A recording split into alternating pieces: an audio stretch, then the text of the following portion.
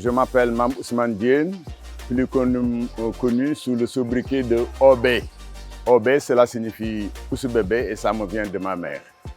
Donc j'ai été pendant très longtemps volontaire dans des associations comme le Centre d'entraînement aux méthodes d'éducation active du Sénégal. Le CV3A, c'est le corps des volontaires du troisième âge. Ce sont des personnes qui ont travaillé pendant longtemps et qui, au moment de la retraite, ont voulu rester actifs à travers le volontariat.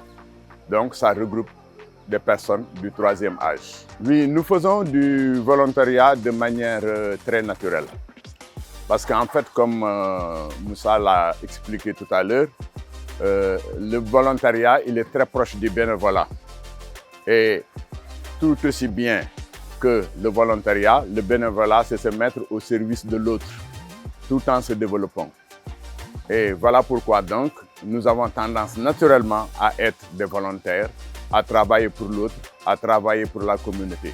Et nous en tirons un bien-être extraordinaire et qui vaut beaucoup plus que de l'argent. Bon, au Sénégal, nous avons plusieurs types de volontariat. Nous avons d'abord le volontariat national, bien sûr, il faut commencer chez soi, et qui mobilise beaucoup de Sénégalais.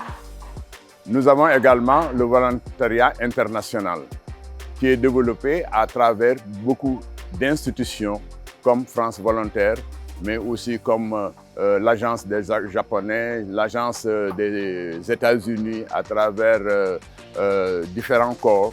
Et ces deux types de volontariat se complètent parce qu'un volontaire national peut, à travers un programme déterminé, participer à une activité au niveau international.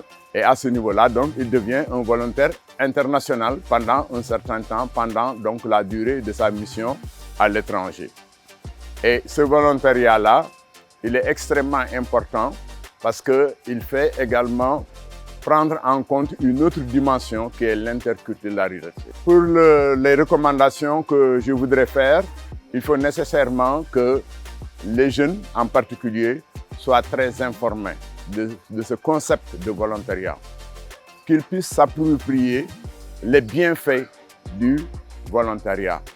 Et pour ce faire, il faut nécessairement que nous, associations, que nous soyons actifs dans ce domaine-là, c'est-à-dire que nous puissions communiquer davantage afin que les populations de manière générale et les jeunes en particulier connaissent davantage le volontariat.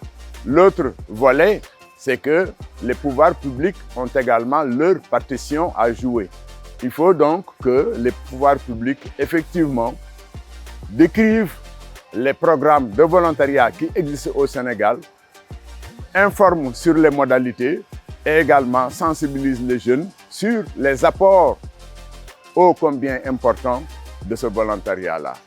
Il faut également que nous passions de la loi, parce qu'il y a une loi sur le volontariat au Sénégal, mais nous n'avons pas jusqu'à ce jour un décret d'application. Donc il faudrait passer à un décret d'application. Il faudra également passer à l'élaboration de programmes, parce que seule l'élaboration de programmes permettra de mobiliser des ressources. Or, le volontariat, même si le volontaire n'est pas payé, il y a des ressources quand même pour lui permettre de prendre en charge les dépenses, en tout cas incompressibles, auxquelles ces volontaires sont confrontés. Aux jeunes, je voudrais leur dire tout simplement qu'il y a deux types de solidarité selon Jacques Mallet. La première solidarité, c'est ce qu'on appelle la solidarité spontanée. Donc, c'est la dépendance que nous avons des autres. Personne ne peut vivre seul. J'ai forcément besoin de Richard, mais vous aussi a besoin de moi. Si ce n'est pas moi, c'est quelqu'un d'autre. Donc, nous avons besoin les uns des autres. C'est ça la solidarité naturelle. L'autre solidarité, c'est la solidarité organisée. Donc, si la solidarité naturelle fonctionne bien, la solidarité organisée fonctionne moins bien. Et c'est vers ça qu'il faut pousser les jeunes pour qu'ils puissent intégrer les dispositifs de volontariat et mener des activités dans le cadre de volontariat organisé qui permettent d'avoir beaucoup plus d'impact.